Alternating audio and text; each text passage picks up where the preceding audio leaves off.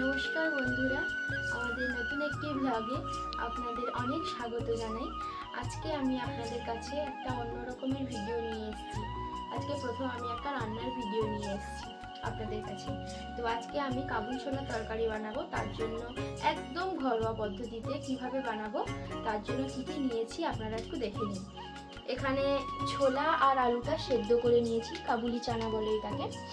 এই যে সেদ্ধ করে নিয়েছি।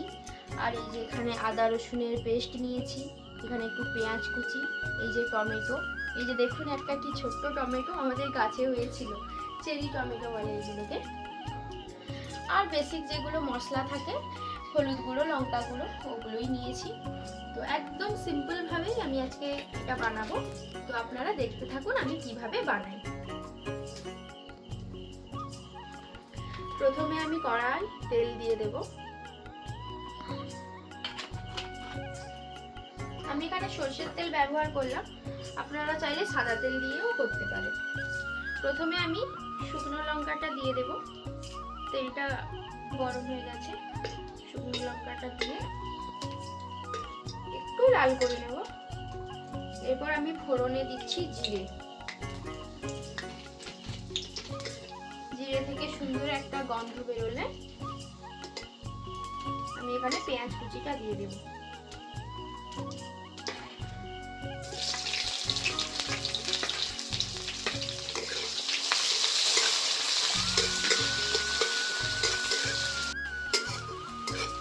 দেখুন এখানে পেঁয়াজটা আমি একটু লাল লাল করে ভেজে নিয়েছি।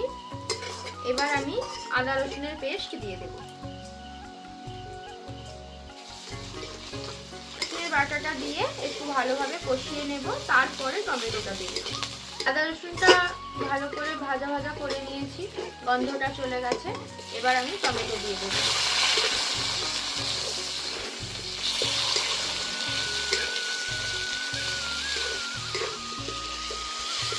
টমেটোটা নরম হয়ে এসছে। এবার আমি এই যে গুঁড়ো মশলাগুলো এগুলো দিয়ে দেবো।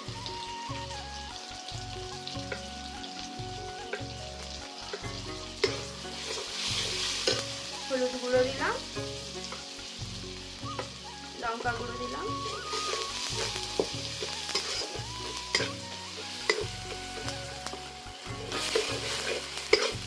একটু নাড়িয়ে আমি জল দিয়ে মশলাটাকে ভালো করে কষিয়ে নেব।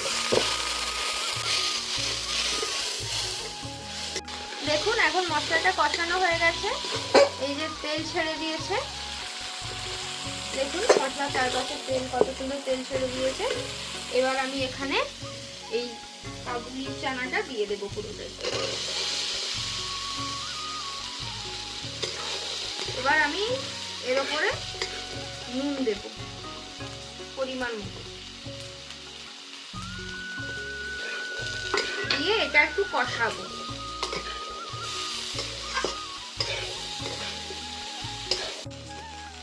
দেখুন এখন এটা আমি কষিয়ে নিয়েছি 3 মিনিট মতো, 3-4 মিনিট ভালো করে কষানো হয়ে গেছে। এবার আমি প্রয়োজন মতো জল দিয়ে দেব।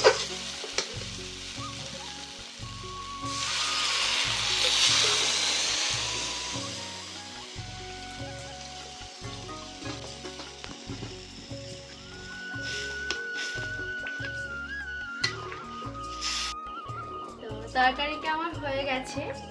এবার আমি এর মধ্যে একটু গরম মশলা দিয়ে আর একটু ধনেপাতা আপনারা চাইলে দিতে পারেন, তবে আমি কাঁচা ধনেপাতা সবার খাওয়ার সময় দেব সবাইকে, তরকারির মধ্যে দিচ্ছি না। আর একটু গরম মশলা দিয়েই তরকারিটা আমি নামিয়ে নেব। তো আজকের ভিডিওটি এখান পর্যন্তই। দেখা হবে আবার নেক্সট ভিডিওতে। আপনাদের যদি ভিডিওটি ভালো লেগে থাকে তাহলে like, comment, share and subscribe করবেন আর আমাদের পাশে থাকবেন। নমস্কার।